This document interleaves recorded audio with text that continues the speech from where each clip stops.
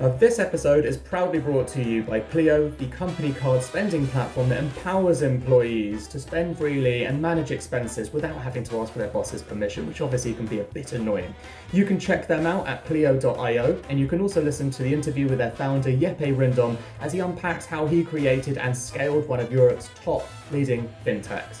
We're also delighted to have Klaviyo, that's KLAVIYO.com, the brilliant email and multi-channel marketing platform that enables you to do pretty much everything and get a full 360 view on your customer to engage and entertain them wherever they are in your funnel. And that's the company we use at Heights religiously to engage with our customers. Which obviously brings me nicely on to our third sponsor, which is Heights, my own company, a brain care company. And we make smart, sustainable supplements that are delivered by monthly subscription through your letterbox and clever content that goes in your inbox, all designed with one purpose in mind, to help you reach your heights. So you can check us out at yourheights.com. Now, on to today's guests. Not to get too meta, but today on Secret Leaders is the story of secret sales. And we hope you don't keep this a secret, because today's guest, Sach Kukadia, is going to get deep, personal, and share some of the behind-the-scenes facts you never normally hear in the complicated journey of building a personal empire. Now, Secret Sales is the exclusive members-only travel club that just checking you're paying attention, Sach. Obviously, that's the Secret Escapes. Let's do this one again. Secret Sales is a well-known fashion sales website that Sach co-founded with his brother Nishal, who is often described as the better-looking, intelligent one behind all the good ideas. And I cannot believe you started that. That obviously means that we're going to presume that any of the bumps in the road in the journey you're going to hear today are all Sach's fault alone. Now, like many of our guests, Sach is a jack of all trades. So he started life with a pirate radio station, had his stint in fashion, and is now managing his fiancée, Bambi Baines, and her R&B career, which is a new industry for him to be breaking into, whilst launching a new beauty brand, which is something a little bit closer to home, given his love for dressing up and probably wearing makeup that we can't confirm yet, but hopefully he's going to tell us all about. So get ready for a brilliant episode with a man who's got so many talents that the last time I saw him, he was wearing an actual utility belt to keep them in. Yep, just like Batman. So presumably he could store some essentials like a beard comb, a few hair ties, a spare phone battery to handle the volume of gym selfies he does, and almost definitely a makeup brush to cover any blemishes. Sach, welcome to the show. You've got good at these intros, Dan. That Thanks, was excellent. Mate. That was really good. I enjoyed Practice it. makes Wow. Perfect. Wow, that was superb. I think I don't really know how to come on to that, but that was brilliant. Well, we're going to start with some quick fire questions to make sure you get warmed up anyway. All right. Now, we haven't done a quick fire round for ages. This is good. I know. Well, I want to do the right research. So given the utility belt, I've got to ask, Batman or Inspector Gadget? Oh, Batman. I had to think about that. Yeah? Was it like what was making you lean towards Inspector Gadget out of interest? Oh, because I used to love that show. I think I used to watch more Inspector Gadget than I ever watched Batman. You remind me a lot more of him than Batman, obviously. Yeah, thank you. iPhone or Android? iPhone, always. Pepe jeans or True Religion? Come on, it's Pepe all day. Louis Vuitton or Christian Dior? LV. Secret Escapes or Secret Leaders? Secret Leaders. Good man. We'll use that soundbite, Rich. Favorite album of all time? Probably Slippery When Wet by Bon Jovi, I think that is. Yeah, it is. Interesting. I like that you know the name of the album, but not necessarily... No, that was the first album I ever bought. Really? My whole life, yeah. That was the first one. All right, what's your favourite film of all time? Oh, favourite film of all time? God, you know, I don't want to be the cliched gladiator. I actually thought you were going to say Godfather, to be honest, which is also cliche. So yeah, no, it's not The Godfather, and it's not Scarface, and it's not any of those gangster films. I'm a massive rom-com fan, believe it or not, and I love actually. Yeah, well, I actually do really love it, actually. Yeah, it's amazing. Me too. And I absolutely hate horror films because they stay with me forever, and I have a very vivid imagination. And so I would much rather go and watch a bit of romance on screen rather than something that's going to scare the hell out of me. So you've got no answer. Should we just pause you to say something like Four Weddings? Let's go with Four Weddings. I don't think I've seen Four Weddings, but no, that would Then be definitely fun. got to be your favorite film of all time. What's the most used app on your phone right now? Probably my Fitbit app, which All right. I'm checking daily. Not that because it's particularly good, but it's just I check Rich Martell's steps, and I'm constantly checking to see if I've beat him, and it doesn't. I never get to ever go past his 20,000 that he does a day. It's a bit Probably mad. check that more than your bank balance, don't you? I don't need to check the bank balance, mate. Rich, you don't really do 20,000 steps, do you? No, he does it. It's about 15. Right. He does. I was going to say, like, I really put a lot of effort into my Sweatcoin steps, and it's very hard to do more than 15,000 steps in a day. Because I don't live in a basement flat in zone 2. No, I wasn't doing it inside my flat. Right, cats or dogs? Dogs. All right, and finally, you're deserted on an island. You can take 3 things. 3 things or 3 people? No, Three 3 things. things. You can't take Bambi. Okay. A mirror, obviously. Pardon? A mirror. Obviously a mirror. I've got to check your form. I've got to check my form. I would probably take some dumbbells and some sunnies, because I'm going to be sitting there in the sun. No. Nice. It's like we're talking to an amateur, mate. You should always take kettlebells. Silly. Oh right, of course. Silly. Rich, tell him. Yeah, or a barbell. There you go. Hashtag So wrong answer, but never mind. Right, listen, let's kick off. We've got to, I think, start with the early years would make the most sense. So you grew up with fashion in your blood and your family. So can you tell us a little bit about life for you and Nish growing up? Yeah, so my parents are from Kenya, both of them born and raised there. And we're first generation UK, which means that, we were brought up given everything that they didn't really have. My parents were quite focused in terms of what they wanted. They came to the UK in the 50s and 60s when things were probably quite challenging for an immigrant, and particularly someone with Asian descent, to try and get a job. So they were forced into starting businesses, which sort of drove this entrepreneurial sort of journey for them. And off the back of that, we as siblings were all taught a bunch of things from a young age, which included things like, working together in the family, starting a business. Not that there's anything wrong with running a business, but they sort of felt as though starting a business was always going to do better for us. And, a bunch of other things that really molded us as individuals and characters ever since we were young. I went to a public school, so did all of my siblings, and sort of went down the route of not really being told particularly well what to do. And so I was sort of expelled when I was 9 years old from school for selling newspapers. I then went into selling mobile phones. What do you mean? Sorry, you got expelled for selling newspapers?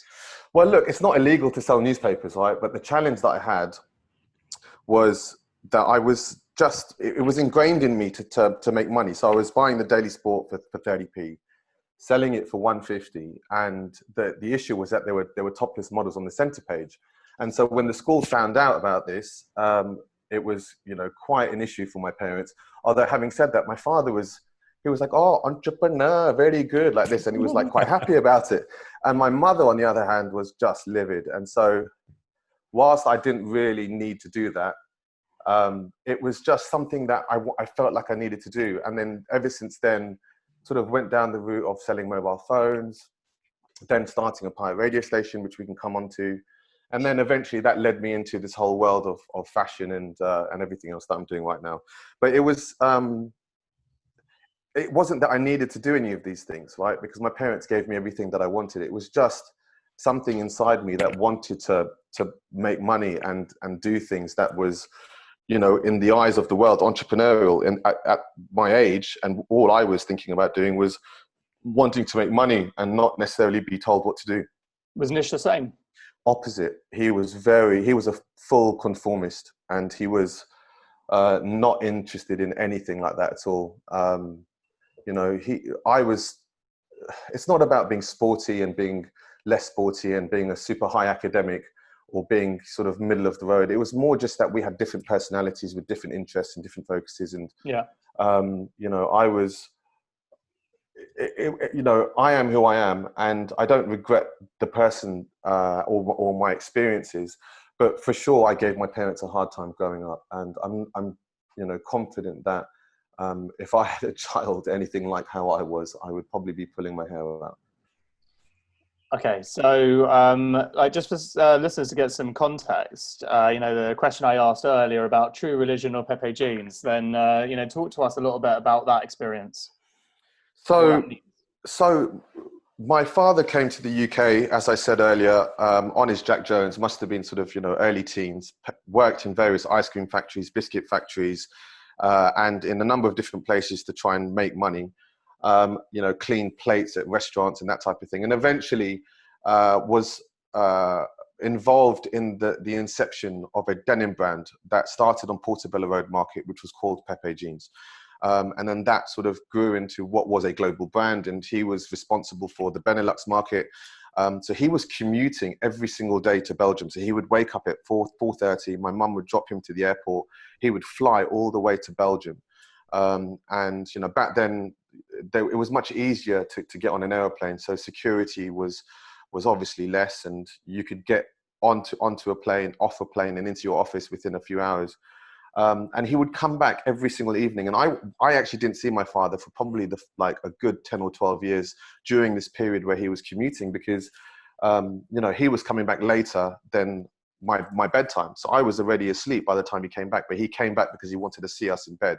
And so he, for me, was like a weekend father, right? So he was around like for 2 days a week, and was more about, you know, instilling discipline, particularly when there were 4 young children. I have 3 siblings, not just my older brother Nish, but I have a sister and a younger brother. And, you know, my mum had 3 children under 3 at one point, and then the 4th came along a few years later. And so she had her hands full.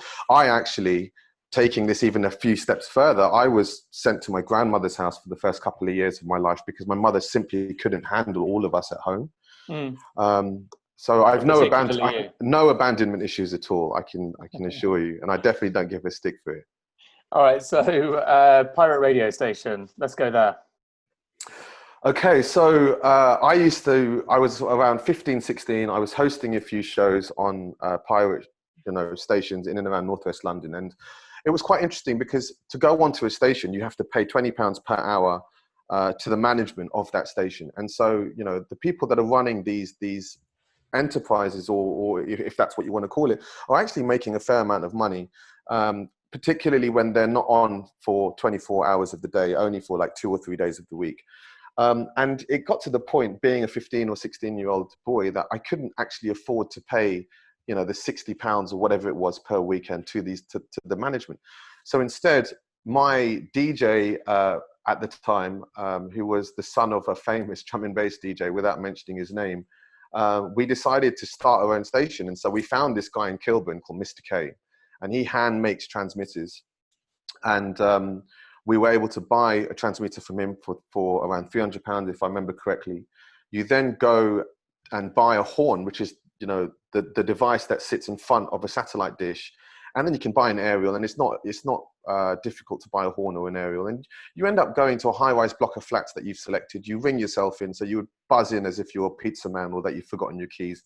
Go to the top of the building, and you'd set up this transmitter with a horn facing in the direction of your studio and an aerial. And an aerial would probably bleed out to a 4-mile radius. And if you double stacked the aerials, you'd hit an 8-mile radius. And you would just take a frequency, one that wasn't going to bleed into a legal station, because obviously they at that point would then start to have issues. But you do have DTR, which is Department of Trading Industry, who would come around and try and take your rigs. And it was our job as management at that point to just stock up on transmitters, so that as soon as we were taking on one high-rise block, we would set up on another, because we wanted those subs to keep coming in.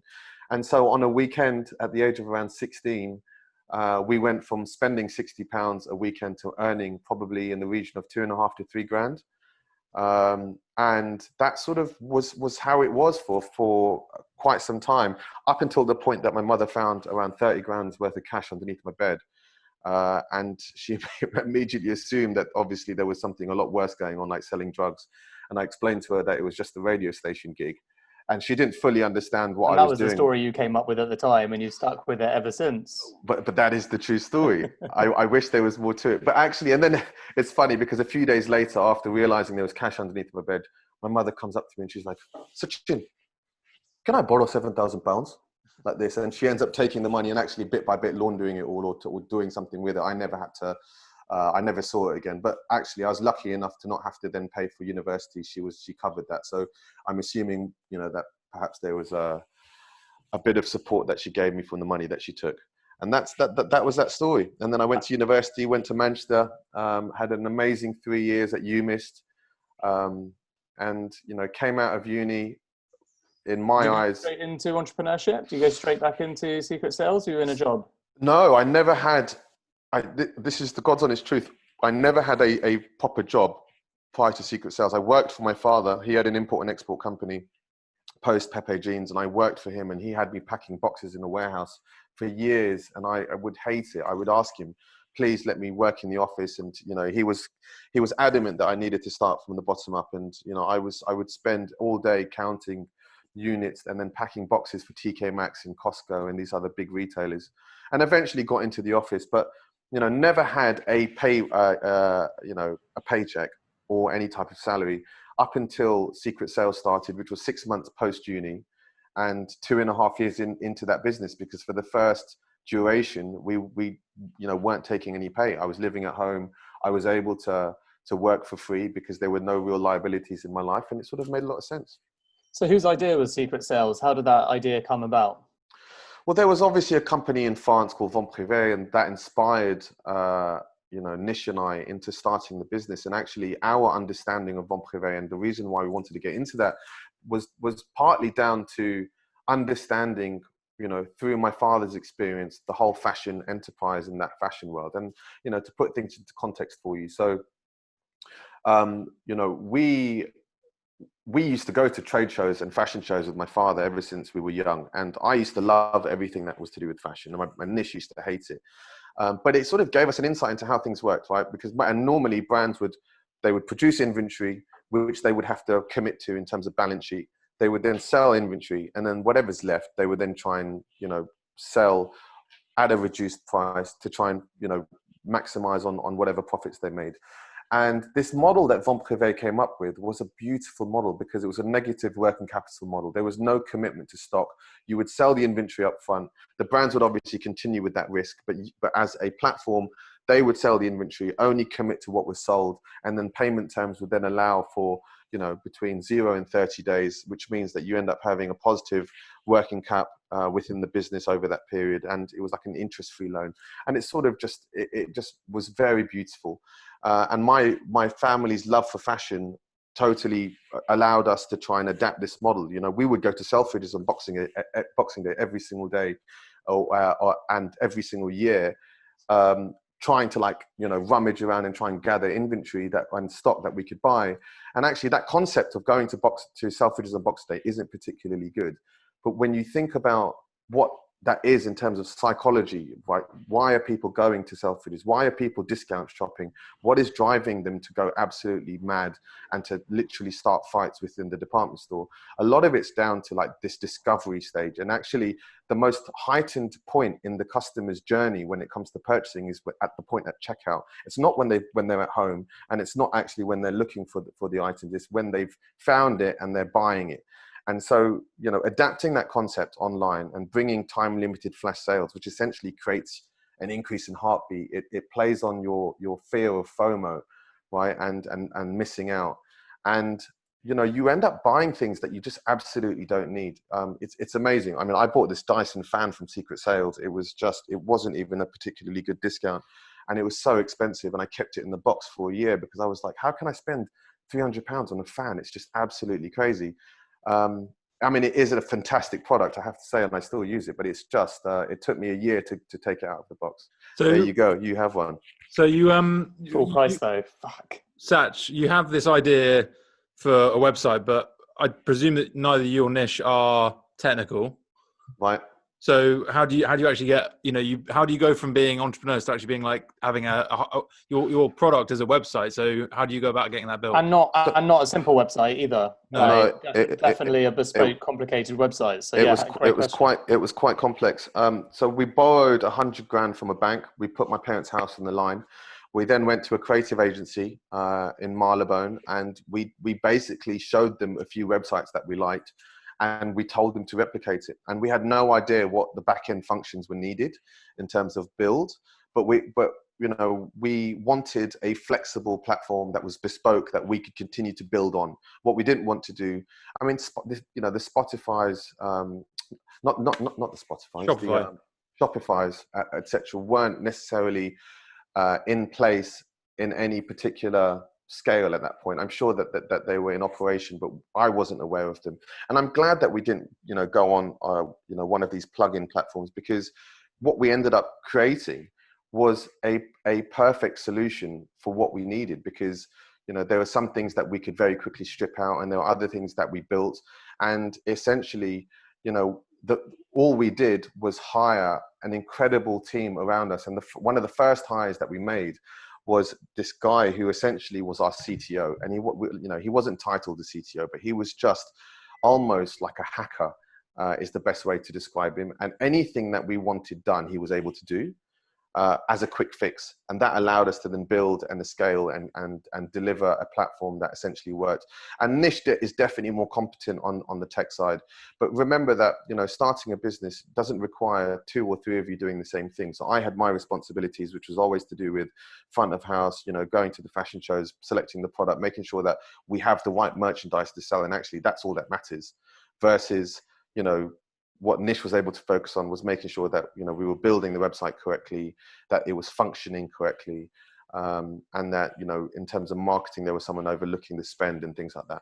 And was it quite easy having that separation between the two of you? Like, did you ever have to have that conversation with, especially working with a brother, and saying, this is what I'm responsible for, this is what you're responsible for, especially as it probably wasn't necessarily that clear cut in terms of what your skills were? It was natural, because we're just so different in terms of personality. So there was never a need to try and argue a point about I should be doing this and you should be doing that. It was more, I'm going to do this, and I definitely don't want to do that. And it was just perfectly equal in that respect. And I think that balance meant that a lot of the time we had differing opinions about how the business should be run and what we should be doing.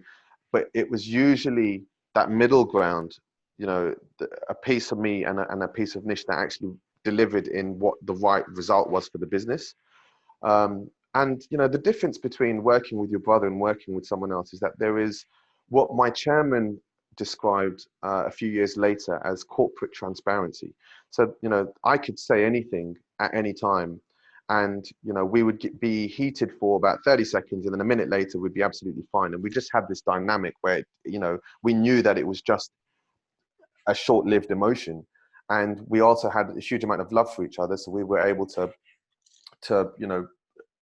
I guess communicate in our own unique way. But it was quite it was very different for a lot of people to see, particularly those that came into our company from big corporates, because they just weren't used to seeing that level of transparency. But it also meant that we were able to really test and learn and be nimble and not have to worry about all of the politics. So Secret Sales has had like a ridiculously interesting up and down, topsy-turvy journey. And rather than sort of, ask these questions one by one, I'd love you to give basically like a 5-minute monologue of how you see the story looking back, from how it started, the highs, the lows, and definitely a couple of the twists and the turns. Because then what I think would be really interesting is to get inside some of the psychology and psyche at those moments as well. So can you set the scene for us? Absolutely. So I started the business at 22, went in completely blind, built a business and a platform that we thought would work, but had no idea how quickly it would accelerate, particularly when Lehman Brothers collapsed and the recession in 2008 the media was teaching everyone to stop spending money, and suddenly secret sales popped up out of the blue with all of these great brands and giving customers things that they needed for half the price. And so we went through a tremendous exponential period in the first few years where we wanted to acquire, because it was a private members site where you had to sign up before you got access. And once you signed up, you then were privy to all of the sales that we were launching, which were time limited, and it sort of drove this urgency. We wanted 30,000 members signed up in the first 12 months. And actually we had 30,000 members sign up in month one. And this was without marketing. This was word of mouth. We just had a landing page that was saying something along the lines of, shh, it's a secret. These sales are coming, and sign up for your interest. And suddenly it started to really take off. We were courted by VCs, decided not to partner with VCs. I mean, we knew that we needed cash into the business because, as a family, we were only willing to invest so much. And it wasn't because we didn't want to invest anymore, but it just wasn't sensible to do that. And so we looked at institutional funding, and we were courted by these VCs. But we were then subsequently courted by a German group called Brands for Friends, and they ended up plugging £4 million into the business in 2010. Which allowed us to not only accelerate through the injection of cash, but accelerate through the blueprint that they had to scale. They got to 80 million euros in year 2, doing the same thing as what we were doing, and we were on like 7 million. So there was a big disparity, but that was also driven by market landscape and differences in economy. What we didn't realize that eBay was on the door knocking at Brands for Friends, wanting to acquire that business. And, they ended up acquiring Brands for Friends and the shares that Brands for Friends held in Secret Sales for $200 million within the space of 9 months of us signing that deal with that German group. So we started the year with Brands for Friends, the Berlin-based company, and ended the year with eBay on our cap table.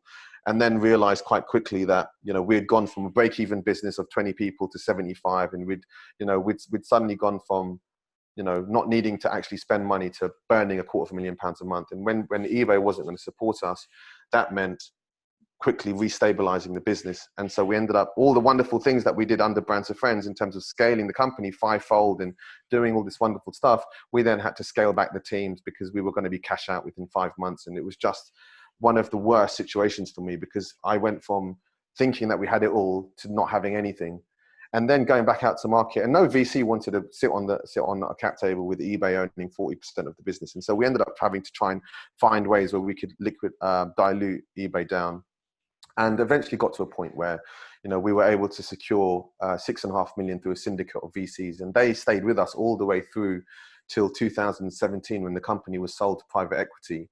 And unfortunately, when we sold, there was a couple of things that happened that year. Brexit was one of them. The referendum really pushed our valuation down.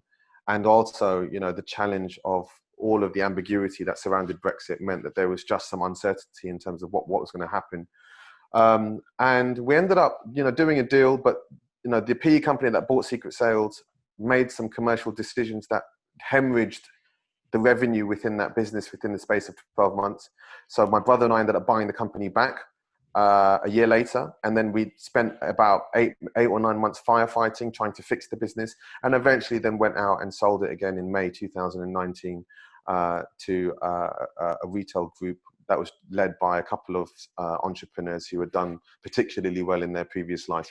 And so since then, I've sort of been able to now think about a whole array of different things, which has been really, really, really, refreshing, if anything else, because when all you do for 13 years of your life is think about one thing, I'm surprised that I lasted 13 years. It's quite a long time. So that is pretty much as quick as I can explain that journey. That's perfect. And before we get on to, the part of your life you're enjoying, I want to spend some time on the part of your life that you don't want to talk about quite so much, because, that's what a good interviewer would do.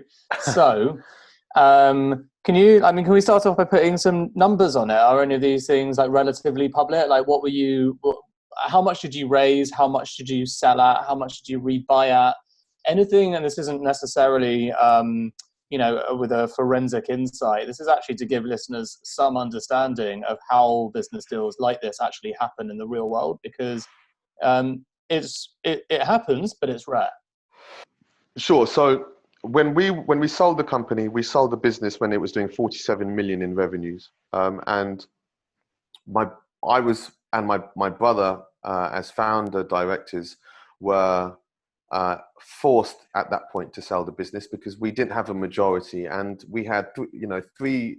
We had a bunch of VCs, three of whom had voting rights. Two of those were 9 years in on a 10-year fund, and so for them it was more just a matter of formality. And my sense was that they had also made a fair amount of money from some of the other portfolio businesses that existed. So this was just, finding a way to close what was to them quite a good journey. But no one expected Brexit to happen and all of those things. And so, the business had multiple offers on the table in 2016 when we were selling the business. And, they all ended up, we had a bunch of strategic European flash sale businesses bidding for the business, and then we had a PE company that sat at the bottom of that of those offers. And all of the flash sale businesses that were bidding, we were very close to closing those deals, they pulled out within 2 days of Brexit, which meant that the only offer left on the table was the PE company. And that. Did they know that? Yeah, no, they didn't know that, but it was obvious that no European player was going to invest into the UK immediately after what happened. And the problem was that the PE company wasn't placing the same premium as some of these other companies in France and Germany and so forth. And so it was a big shock to my system, because we'd raised in total by that point 18 million pounds worth of equity, plus we had taken some debt. And it meant that after working 10 years, the valuation that was on the table was not leaving, the founder directors with as much money as we thought we would get. And that was the reality of the situation. And there was nothing that we could do about it unless we were willing to recapitalize the business ourselves. We were going to have to just accept that this is the deal that the board wants, and we were going to have to just drive that forward. And so we ended up, striking a deal with the PE company, knowing that they needed us within the business. And they incentivized us, and they wanted my brother and I's engagement and interest, and we were still running the business in their eyes, but they were making a bunch of changes, which frankly I didn't agree with. And I'll give you an example, right? So everyone above, if I remember well, like a £60,000 salary was fired within the first week of their control, which basically meant that all of the people that actually made Secret Sales such a fabulous business in terms of its excitement and its DNA and its culture and all of that, left under really uncomfortable terms. My brother and I had to actually, make them redundant, and I was ashamed. I had tears in my eyes. I was, I couldn't look at them in the face. It was the most horrible thing, because, these people had worked with me for 10 years. Some of them for 8 years. None of them were less than 6 years old, really. And we were a family, and we worked so well as a unit. And, that magic that made Secret Sales vanished within a day of that happening. And then, that was just one of a bunch of things that meant that the business, rather than going up 20 million within the year, went down 20 million. So we went from a 50 million pound business to a 30 million pound business.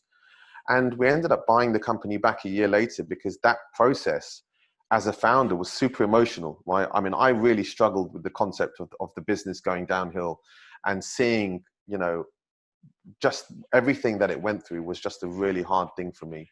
And so we ended up striking a deal with the PE company that allowed us to, incentivize them at a later stage, and, to give them the opportunity to, I guess, to save face.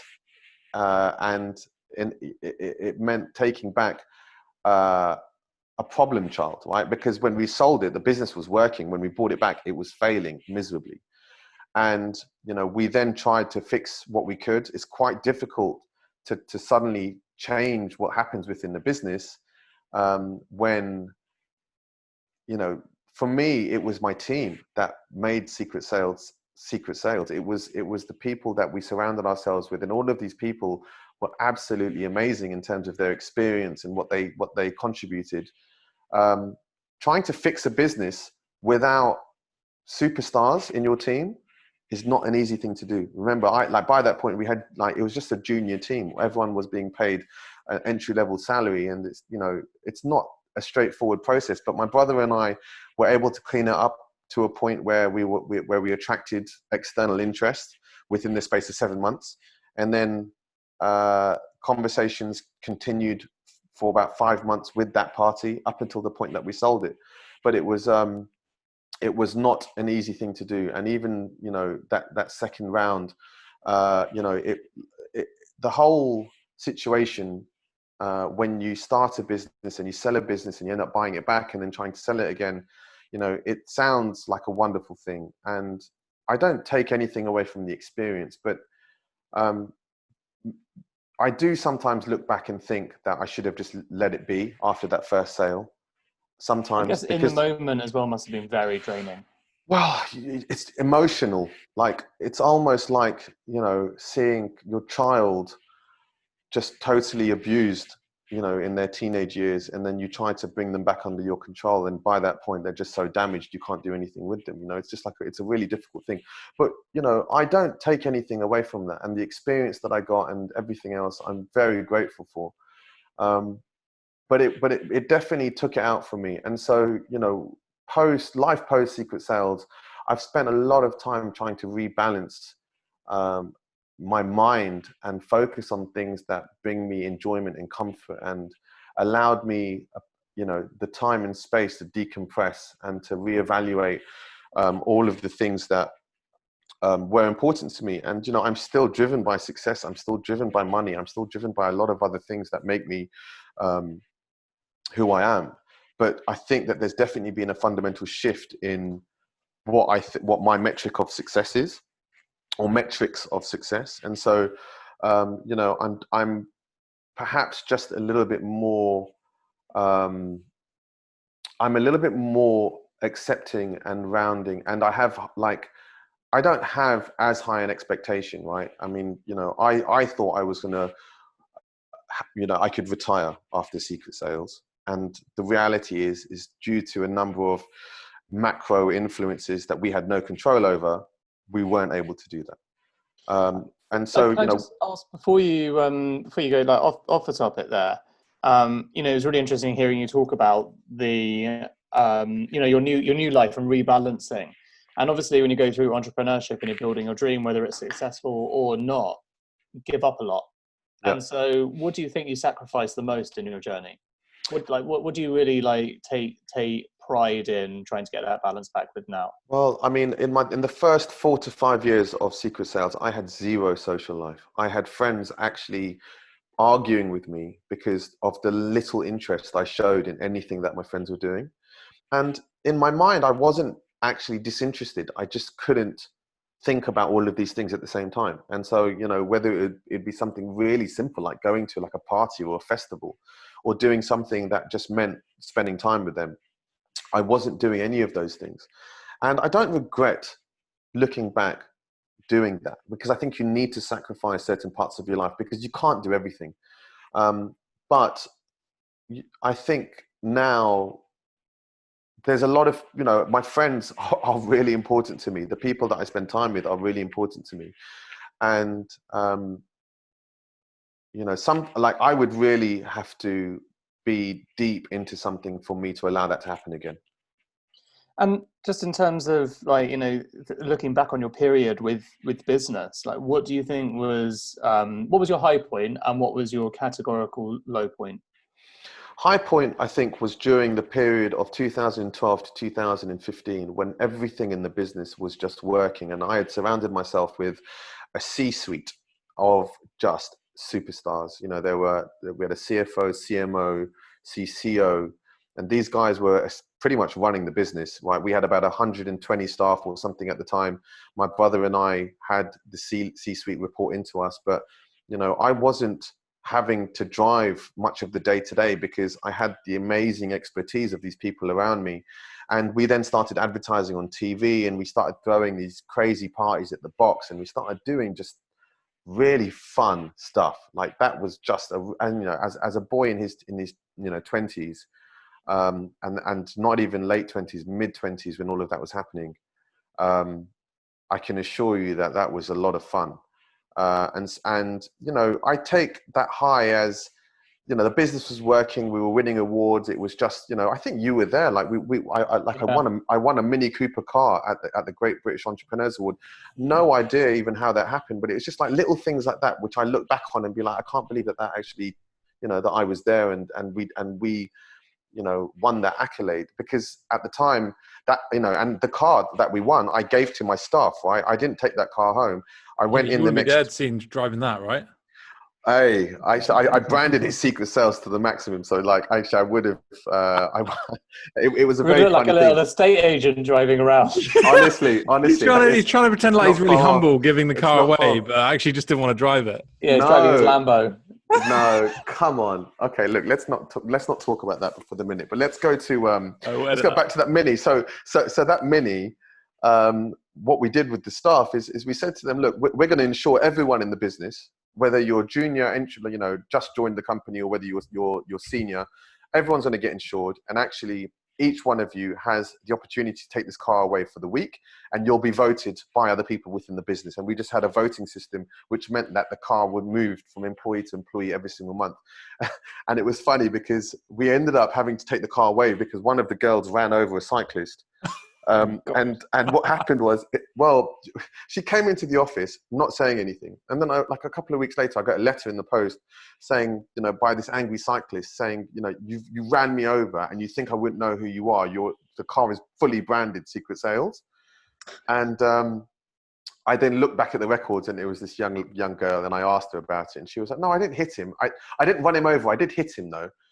And I was like, okay, well, maybe you should have told us that. But, you know, their stories weren't aligned. But I realized at that point that this was probably quite a dangerous thing to do. And so through, you know, against my will, I ended up giving the car back to Mini. So that wasn't, but I assume that wasn't your worst day. So we've gone through the highs, and you know, because like my old business, as you know, like I was in the same industry. You know, I used to. I remember all the time, and you guys were, you know, absolutely toast of the town, winning every single time, and it was great. And I was like delighted for you both because you know you both, you just just nice blokes, really enjoying your moment, and the moment lasted a long time. You know, it did. And it was, you know, multiple awards over multiple years from top premium award givers. But then, you know, that stuff, as I've experienced too, doesn't last. And so what was the flip side of that? The lowest moment in the 10 years that I was properly running the business was probably it was in between eBay joining and us being able to raise more money through a syndicate of VCs. And this is the year that I had to recalibrate, and, you know, all the staff that we just hired, I had to make redundant. We had to renegotiate all of our contracts and do all of that stuff. What I missed out in my very quick explanation of my journey earlier was that in that year, 2000 and I think it was 11, we had a private equity company come to us, and they said, look, we're going to give you £8 million.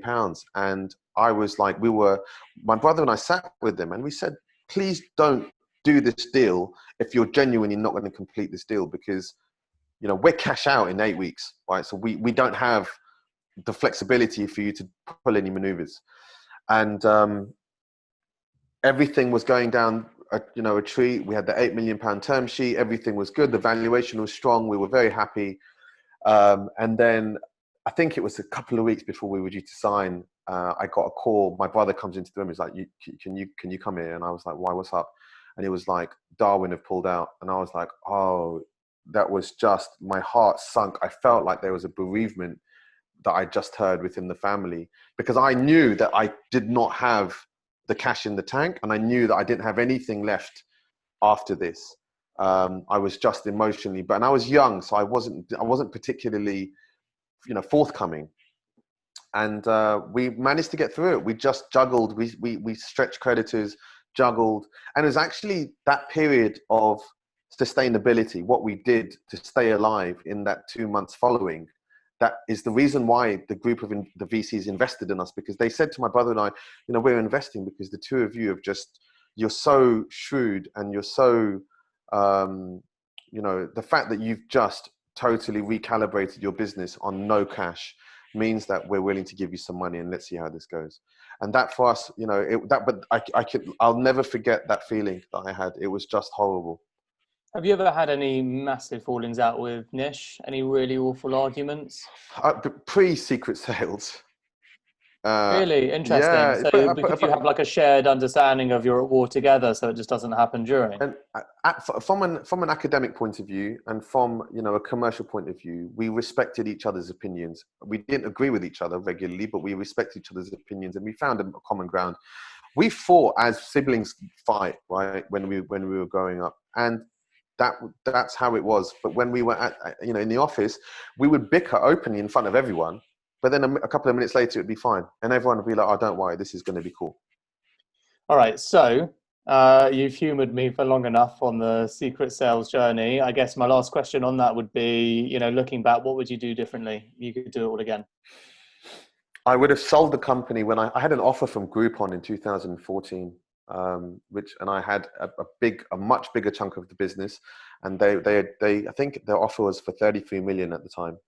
And I should have taken it. I was greedy. And how much did you own of the company at the time? Around 40%. My brother and I, we should have taken it. And what stopped you? I mean, was it greed? We thought because hubris, or also cap table no, it had nothing to do with cap table. It was to do with everything was working. This was the golden years that I spoke about before. Everything was working so well that I just thought, what's 30 million? I can turn this into £100 million business. Why would I sell it for 30 now? But things changed and Brexit happened and a lot of, you know, things got in the way. And unfortunately, there isn't anything that we could have done about it. And sorry, go on. No, I was just going to say, I mean, you know, there's a bunch of things in my journey that have caused me to lose sleep and become a bad human being and to not, you know, necessarily, you know, I was convinced for 10 years that I was going to be able to retire, right? And when that doesn't happen, because of something that you have no control over, I was just a very bad human being for a few months. And it took me a little while to just realize that this is life and things happen and you just have to get over it and you've got to find a way to continue hustling. And it wasn't that we didn't make money. It just, the quantums were significantly different. And it is what it is. You know, I'm very grateful for the life that I have. And I've got, you know, my friends and my fiance and everything that I have, everything I need, I have. Right. And more. I just at the time was naive to think that it was going to be given to me the way it was. You're now launching a new beauty brand, and like, obviously tell us about that, but also does the lesson of greed change how you think about running it? Like, what is the plan for how you want to run it? Do you have a clear idea about how big you want it to get? And most importantly, do you see yourself becoming a massive fucking hypocrite like a lot of people and forgetting these lessons, because once things get going on the journey, it's hard not to get excited by the moment? You know, do you have checks and balances in place about that stuff? Sure. Well, I mean, just to be very clear, that I have zero interest in raising institutional funding for any of the businesses that I'm involved in right now. Not because of market conditions, just because, you know, a super fast growing business that never makes any money is not particularly appealing to me at my stage right now, having gone through that exponential growth and that journey myself. And so I'm focused on building, you know, smaller businesses that are growing at a much lesser rate that are highly profitable. And so I'm structuring these businesses that I'm doing, and it's not just the beauty brand, but there's a few other things that I'm thinking about and doing, but I'm doing it in a way that allows me to maintain the momentum of these businesses. And so I'm thinking about traditional, it's more like, you know, it's not that I wouldn't do something in the tech space with, you know, pure startup and really go for growth again. I just think that before I do that, I need to just create around me a bunch of entities that allow me to not have all of my eggs in one basket. Because if that high risk strategy fails for the second time or third time or fourth time, you know, I want to be able to make sure that there are multiple revenue streams coming in that are just ticking over. And so what I'm doing right now is creating a bit of sustainability and leveraging the audience that exists. So, the beauty brand, I don't have a desire to be someone that launches a beauty brand for the sake of it. My fiance has a super strong social media following. She's a singer and was signed to a record label and has been able to build a super sticky audience. And all I'm doing is trying to monetize that audience by creating a beauty brand which is named after her, and doing creating product that is slightly different. And there's a slight shift on its production and things like that, which gives it a USP. But it's all about leveraging what's in front of me and doing it much slower and in more control. And I'm not going to say I wouldn't take money for it. I will probably take investment for it, but I'm not going to raise 18 million pounds of equity and try and do a silly story. I would much rather not have to worry about economical influences all the time. Well, talk to us about work-life balance and obviously full-time running businesses, like you said, for 13 years. What's your life balance been like since then? So it took me probably about 6 months to really decompress. And I wasn't, you think that your mind has changed and it's shifted, and it a lot of the time hasn't.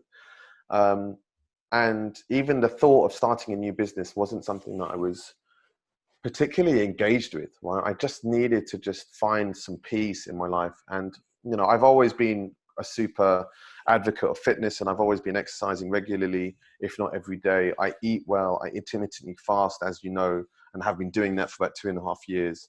So my lifestyle isn't unhealthy.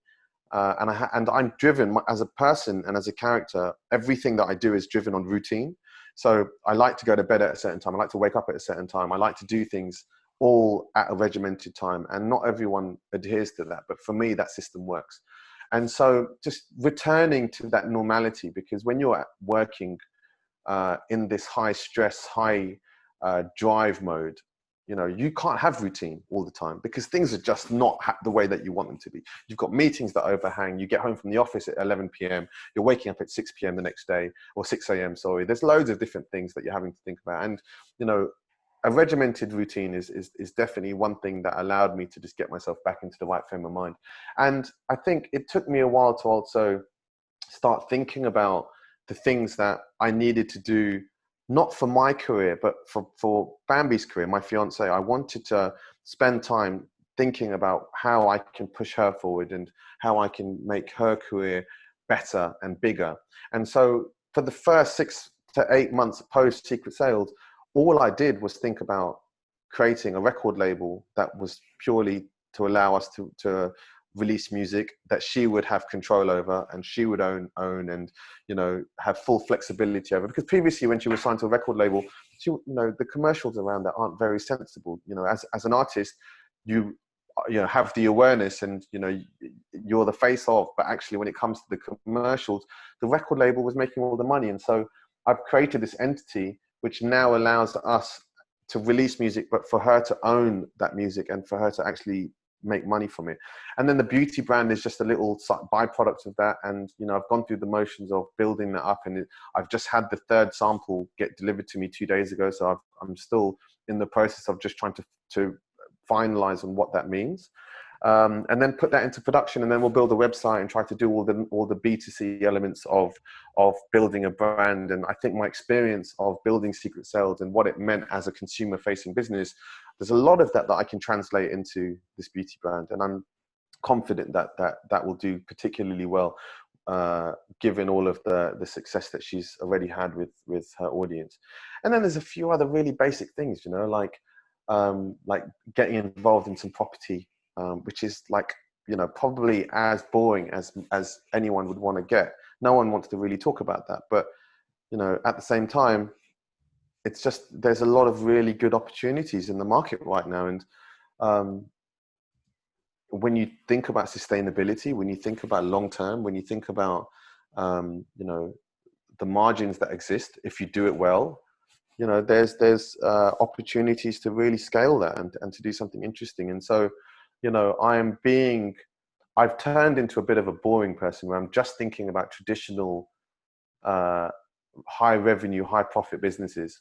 And then once I've got them in place, I'm going to start coming back and I'm going to annoy you and do something fresh. Well, so you think, like, this is the interesting thing, like, you know, so part of me hears this, I'm like, you know, is this age, is this wisdom, is it experience? You know, at the end of the day, like, without sounding completely ridiculous, a lot of this stuff you talk about is a bit of a young person's game, right? As in, Sure. the tolerance for it, things change if you are, you know, married, kids, etc. There's a lot of risk and involved in that stuff, and certainly from tons of our you know, guests' experience, it's not all rosy out the other side at all. You have this big name brand, massive story, millions raised, big exits, no money to the founders, and you know, they're still working.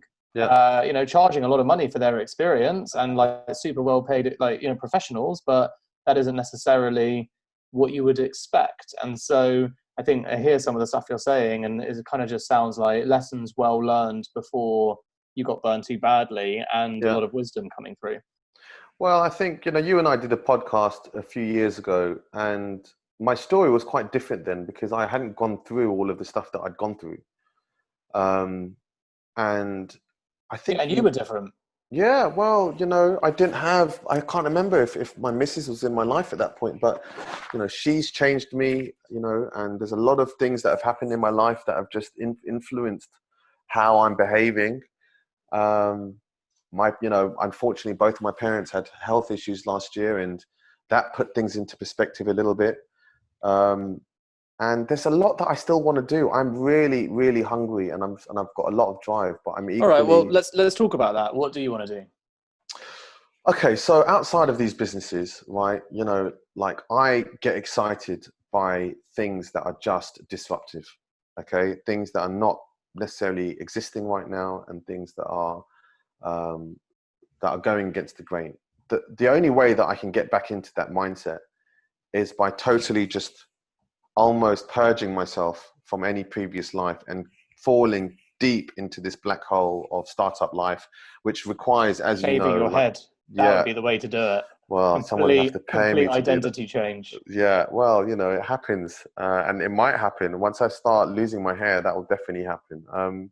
But look, you know, like I want to do that, and I'm fortunate enough to be a part of a bunch of businesses as a non-exec where these things are happening. And I'll give you an example. So I'm involved in a property tech business called Residently, which is totally game changing the prop tech world. And, you know, it's driven by a founder whom you know, and it's just from what I see and from what they've done in a very short period of time, they've just totally disrupted the industry. I mean, and they've raised an £8.5 million ticket on a £24 million valuation for seed, not even for Series A, for seed, which, you know, in the world of investors and investment and startups, that's like, there's not many companies that have that level of valuation. And so, you know, it's doing some really, really good things. And I love being a part of that because the journey at board level is so different to what I was used to. So when I was with my VCs, it was always about, well, this is your objective, this is your strategy, this is your budget. Where are you against what we'd agreed for your yearly plan and your monthly plan? Whereas what's happening with Residently is it's like they're still exploring what the business is. They don't know exactly what the business is and what it can be. They know what it's doing right now, and it's doing some nice revenues, and it's attracting a lot of, you know, customers and tenants and you know, big corporates and things like this. But it can be so much more than that. And it's like it's investigating and learning about what that is, and that for me is just a beautiful thing because, you know, you've got a bunch of really intelligent people driving the business, and it just changes every single month. I'm seeing a slightly different shift on what it is, and I am, you know, on that journey learning myself, and that for me is really key. You know, I don't want to ever feel like I'm not taking on board new information and things like that. So that's been great. So starting to wrap now, I guess, in terms of, you know, knowing listeners always want to learn new information from our guests, etc. What is the best piece of advice you've ever been given? Was it sell at 30 million to Groupon? That absolutely should have been what it was. But there is never a good time to start anything. particularly a startup, right? There's always a list of reasons as to why you shouldn't do it. And the older you get, the more that list grows. The best advice that I was given, and I can't remember who gave it to me, but it stuck with me, is that if you're going to start anything, whether it's a startup or do something, you need to just do it now, because it'll only ever get harder, you know. And as you get older, you take more responsibilities, more liabilities, bigger mortgages, you've got kids running around, you've got wives to look after, everything else, and it just becomes that much more challenging. And It was you, Rich, that said that, wasn't it? it was probably think it Rich. was, He yeah. was the smartest man in the room, always. Yeah, Sach always confides in me for advice. I do. That makes sense. I do. Speaking of confiding then, based on your own journey, what would your advice be, fresh advice for people starting up today or in the journey? So never, ever, ever start a company on your own. Don't ever be a sole founder of a business, because you will have zero life and you'll have no one to support. And, you know, every business that I'm involved in, I make sure that I surround myself with at least one other person who can share the journey with me, not because of the loneliness of entrepreneurship, because it is super lonely, but actually more than that, it's about being able to divvy up the workload. And there is normally a lot to do, and in such a short period of time. And so that is the biggest piece of advice I'd give anyone, is just don't do this alone. And there's a lot of founders that are just like, it's my idea, so I want to be the person that's driving it, and I don't want anyone else really involved as a founder.